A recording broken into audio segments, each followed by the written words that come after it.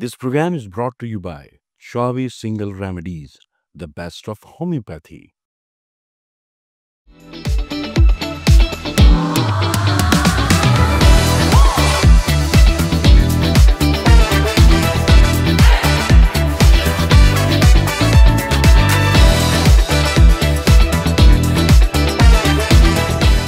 अस्सलाम वालेकुम जी, this is me Sarfaraz Rizvi और ये है होमियो ऑनलाइन का सीज़न 4। इस सीज़न में हमने कुछ मुख्तलिफ किया, हमारी कोशिश है कि थोड़ा सा डिफरेंट करें कुछ।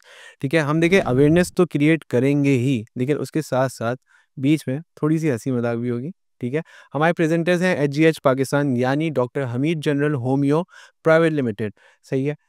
मेरे साथ मौजूद हैं डॉक्टर ज़ुबैर अहमद। इन्होंने 35 साल दिए हैं होम्योपैथी को, इन्होंने काफ़ी खिदमत अंजाम दी हैं और होम्योपैथ मैगज़ीन में या एज अ एडिटर भी इन्होंने काफ़ी खिदमत की हैं।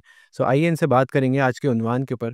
आज का उन्वान बड़ा ही एक कहने के बहुत ज़रूरी उन्वान है और ख़ास तौर से लाहौर और कराची के लोगों के लिए ख़ास, क्योंकि आज का उन्वान है रेस्पिरेटरी इश्यूज़ के ऊपर। ठीक है, तनफ़ुसी अमराज़, सांस के मसले वो क्या होता है।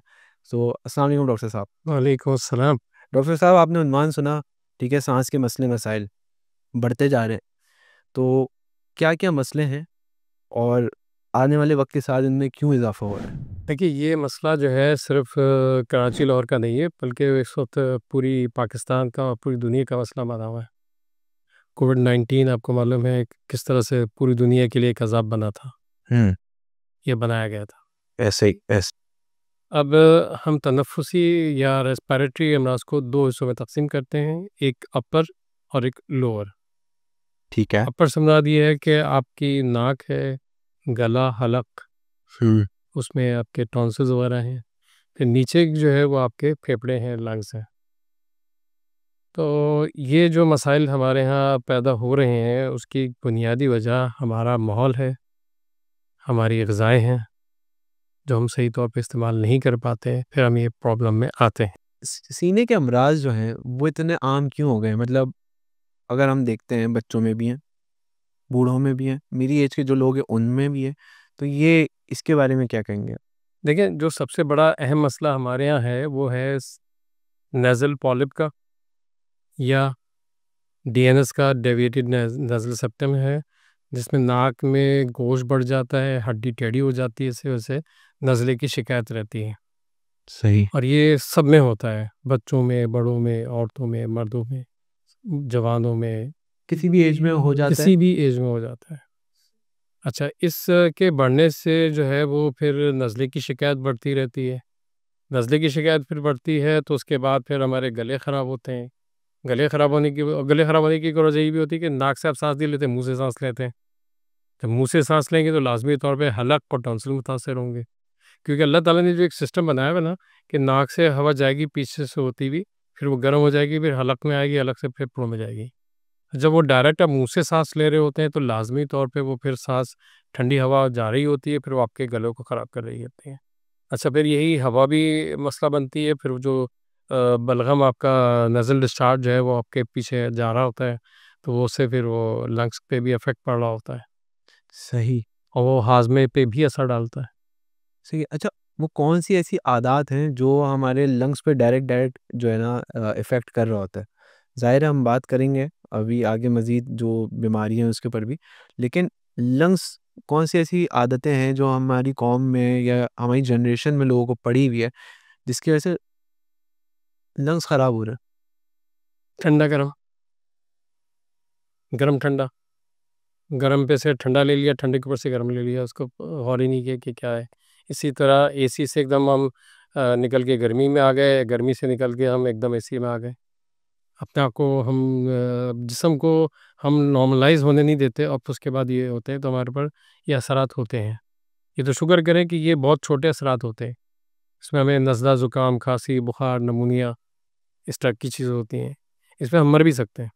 मर आपने भी सुना सकते भी हैं। होगा कि सऊदी अरब में जब लोग हज उम्रे के लिए जाते हैं और गर्मी का सीज़न होता है, तो वहाँ पे बहुत से लोग जो लू से होते हैं, मुतासिर होते हैं और उम्रा कर रहे होते हैं, तो उसमें वो या सफ़े मरवा के चक्कर काट रहे होते हैं, उसमें उनको प्यास लगती है, फिर वो फ़ौरन ठंडा-ठंडा पानी पीते हैं। हालाँकि वहाँ पे गर्म भी होता है और ठंडा भी होता है, दोनों होते हैं। ठंडा यख़ पानी पी लेते ठंडा हैं। ये पानी पी लेते हैं।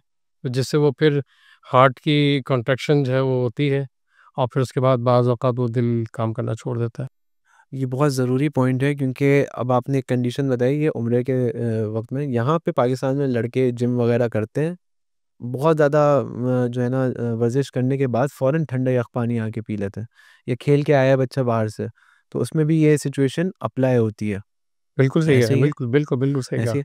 अच्छा डॉक्टर साहब नमूनिया और अस्थमा काफ़ी मरीज़ हो गए हैं, बढ़ते जा रहे हैं और मैं क्यों झूठ बोलूँ मैं भी इफ़ेक्टिव मतलब मुझे भी मसला शुरू हो जाता है, मौसम यहाँ तब्दील होता है, साँस चलनी शुरू हो जाती है।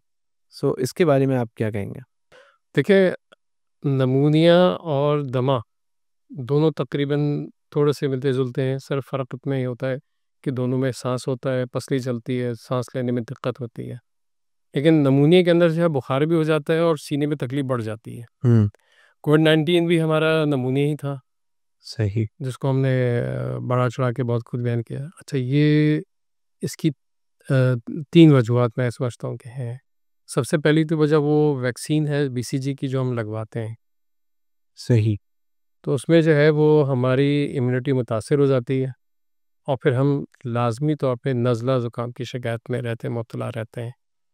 हम सिर्फ़ माहौल को ही जो है ना वो नहीं कर डालेंगे या हम अपने खाने-पीने की आदत को, रहन-सहन की आदत को ही हम सिर्फ़ वो नहीं करेंगे, बल्कि इसमें ये वैक्सीन का भी अहम किरदार है। अहम किरदार है। क्योंकि देखें जितने भी आप मरीज़ देख लें, चाहे वो कहीं भी हों, दुनिया के किसी भी कोने में हों, जिन्होंने बीसीजी की वैक्सीन लगवाई हुई है, उनको नज़ला ज़ुकाम की शिकायत लाज़मी रहती है। यही नज़ला ज़ुकाम की शिकायत की वजह से हमें दमे का मसला लाज़मी रहता है। और हम जो है समझ रहे होते हैं कि जी एनवायरमेंटल पॉल्यूशन की वजह से है या एलर्जी है। बेसिकली एलर्जी नहीं है, ये हमारी उसी चीज़ों का मसला है। फिर ये जो है जब हम सस्पेक्टेड हो जाते हैं यानी हम सेंसिटिव हो जाते हैं तो उसमें हमें वायरल भी अटैक करा होता है, बैक्टीरियल भी अटैक करा होता है। और यहाँ पे ये भी मैं आपको बता दूँ कि अल्लाह का बड़ा करम और एहसान है कि होम्योपैथी में इसका फ़ौरी इलाज है, रिलीफ़ है। दमा हो सही है। या निमोनिया हो, दोनों चीज़ों में अल्हम्दुलिल्लाह बड़ी इफ़ेक्टिव मेडिसिन है जो मरीज़ की साख़्त, उसकी मिज़ाज, उसका कॉन्स्टिट्यूशन, टेम्परामेंट देखते हुए ये सब चीज़ें हम प्रिस्क्राइब करते हैं। उसकी मियाज़म देखते हैं, उसके बाद हम जब मरीज़ को ये मेडिसिन प्रिस्क्राइब करते हैं होम्योपैथिक, हुँ, तो अल्हम्दुलिल्लाह वो जल्दी सेट हो जाता है। ठीक है। अच्छा एक सवाल एक और कि अक्सर ऐसा होता है जिनको ये साँस का मसला होता है, रात में सोने की हालत में ये मैं इसलिए आपको बेहतर शायद बता सकता हूँ क्योंकि मैंने आपको बताया मुझे भी प्रॉब्लम हो जाती है जब मौसम तब्दील होता है।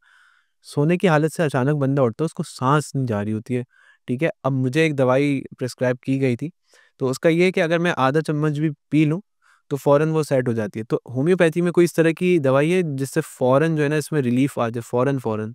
क्योंकि ये बहुत सीरियस मसला हो जाता। बिल्कुल है, ऐसी बात नहीं कि नहीं है, लेकिन सबसे पहली चीज़ देखने की ये है कि ये हो क्यों रहा है मुसलसल, हुँ, ठीक है ना? आप एक दफ़ा दवाई ले लेते हैं, सेट हो जाते हैं, उसके बाद फिर दोबारा हो जाते हैं। तो चीज़ ये है ना कि वो आपका नेज़ल सेप्टम जो है वो डेविएटेड है या नाक का गोश बढ़ा हुआ है। अच्छा उसमें होता ये है कि रात को जब हम सो रहे होते हैं तो ये दोनों चीज़ें ब्लॉक हो जाती हैं। तो फिर आप मुँह से साँस लेते हैं, मुँह से साँस लेते हैं तो वो मुँह खुशक हो जाता है। मुँह खुशक हो जाएगा तो लाज़मी तौर पे फिर साँस भी सही तरीके से नहीं आएगा और आपको घबरा के आपकी आँख खुल जाएगी। ऐसा लगेगा जैसे दम घुट रहा है। तो इसका मतलब ये कि आप सबसे पहला जो इलाज कराएँ वो उसका अपने नज़ल सिस्टम का और पॉलिप्स का इलाज कराएँ। सही, ठीक है। टीबी दोबारा क्यों फैलने लगा? हमने सुना था कि जो हमारे बानी पाकिस्तान है, उनको भी वो भी इस जहान-ए-फ़ानी से कूच कर गए टीबी की वजह से। तो अभी करंटली भी बहुत सारे केसेज़ सुनने में आ रहे हैं, टीबी फैल रहा है, टीबी फैल रहा है। क्यों? बिल्कुल, आप ये देखें टीबी फैल भी रही है, टीबी की दवाइयाँ भी बन रही हैं और टीबी के मुख्तलिफ सेंटर्स भी कायम हो गए हैं, ताकि वहाँ पे जाके आप उनका टीबी का इलाज कराएँ। इसकी वही बुनियादी वजह है। सबसे बुनियादी वजह हमारा वही बीसीजी का टीका है जो हम लगवाते हैं और जरासीम ने म्यूटेट कर लिया है, अपनी हैत तब्दील कर ली है। अब वो उस वैक्सीन पे वो काम नहीं कर रहा। अब हमें दूसरी वैक्सीन चाहिए या हम अपना इम्यूनिटी लेवल को बेहतर बनाने की कोशिश करें। वही अच्छा माहौल दें, ठीक है? साँस के अमराज जो हैं वो हमारी माहौलियाती आलूदगी की वजह से बढ़ते हैं। एनवायरमेंटल पॉल्यूशन जो है उसको कंट्रोल करें। ठीक है। फिर उसके बाद हमारी दवाएं हैं, हमारी ग़िज़ाएँ हैं, जिनको अगर हम कंट्रोल करें तो कैसे नहीं ठीक होगा टीबी। घर में क्योंकि अब देखें एक्सडीआर टाइफाइड की तरह जो है वो एक्सडीआर टीबी भी हो गई है, यानी ड्रग रेजिस्टेंट टीबी। ठीक है, तो वो उसकी वजह बुनियादी यही है कि हमने बीसीजी के टीके लगवा दिए हैं और लगाने के बाद फिर वो भी प्रॉब्लम हो रही हैं और आगे फिर चल रहा है।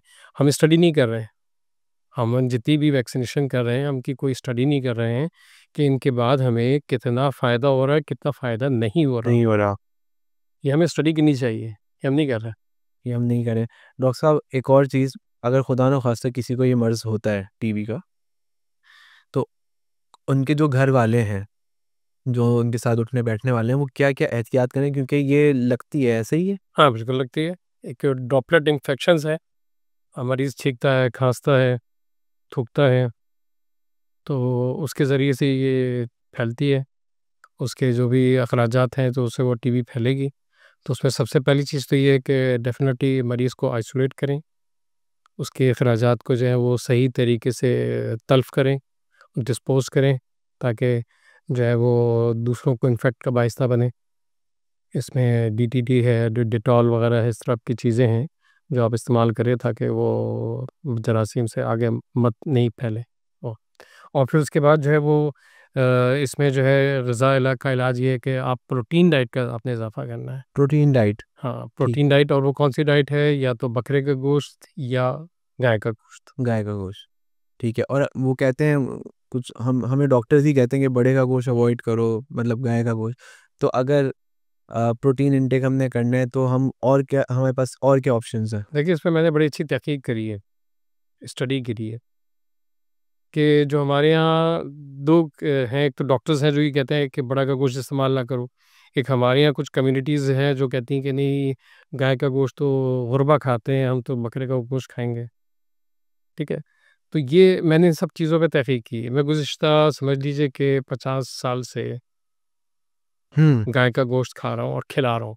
सही, मुझे अल्हम्दुलिल्लाह कोई यूरिक एसिड की प्रॉब्लम नहीं हुई, कोई मेरा मसूड़ा नहीं सूजा, कोई पाइल्स नहीं हुए, ना मेरे बच्चों को, ना मेरी फैमिली में किसी को। हम खा रहे हैं। अच्छा, हम खाते किस तरीके से हैं? आम पका के, कीमा पका लिया या कोई और चीज़ पका ली।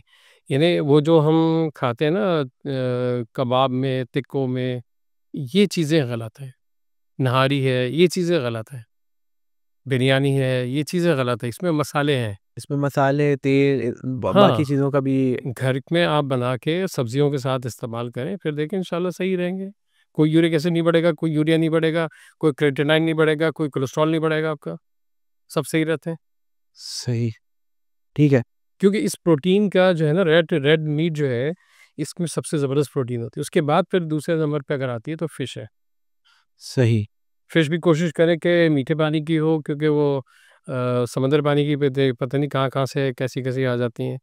बहरहाल अल्लाह हम पे रहम करे और हम अपने आप पर रहम करें कि हम जो है लोगों को अच्छी चीज़ और अच्छी चीज़ें और अच्छी ग़िज़ा प्रोवाइड करने के काबिल बनें और उनको दें।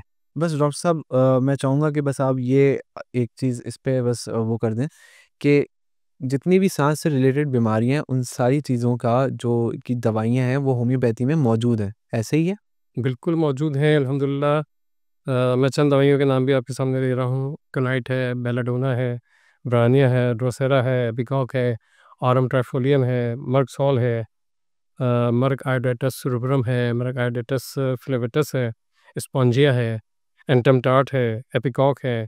तो ये सारी, ट्यूबरक्लाइनम है, फेफड़ों की टीबी के लिए है, और बेसिलिनम है, और फेफड़ों की कमज़ोरी के लिए जिसको एम्फाइज़ीमा भी कहते हैं, स्पाइडोस्पर्मा है, ये हमने कोविड में भी लोगों को इस्तेमाल कराई है, फास्फोरस है।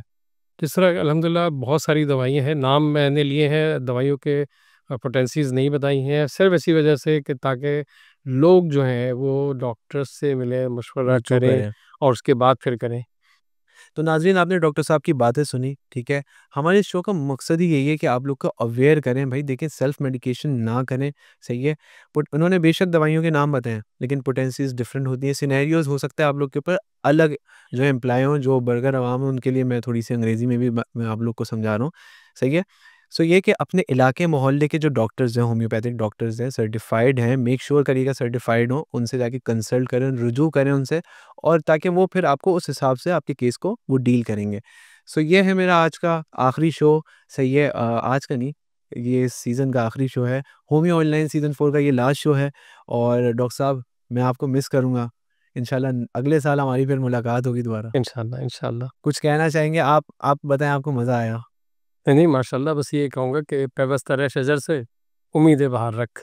डॉक्टर साहब ने बहुत अच्छा शेर सुनाया, इसका मतलब मैं उनसे ऑफ रिकॉर्ड पूछूँगा, डॉक्टर साहब लेकिन मैं आपको मिस करूँगा, और मैं उम्मीद करता हूँ आप भी मुझे याद करेंगे। I miss you too. Thank you. और ये शो जो है ये पेश किया है एचजीएच पाकिस्तान ने, doctor Hamid general homeo private limited ने। हमारा मकसद था इस शो को करने का कि हम अवेयरनेस क्रिएट कर सकें। हमारी सोसाइटीज़ में काफ़ी मसाइल हैं, काफ़ी चीज़ें हैं, और हर किस्म की आवाम है, तो उनको अक्सर जो है ना गाइडलाइंस नहीं होती, गाइडेंस नहीं होती। तो सोशल मीडिया आजकल की पावर है, और उसी के ज़रिए से एचजीएच पाकिस्तान आपको अवेयर करने के लिए ये शो लेकर आई है। ये इसका 14 सीज़न था, लास्ट शो। फिर से मिलेंगे अगले साल। अल्लाह हाफ़िज़।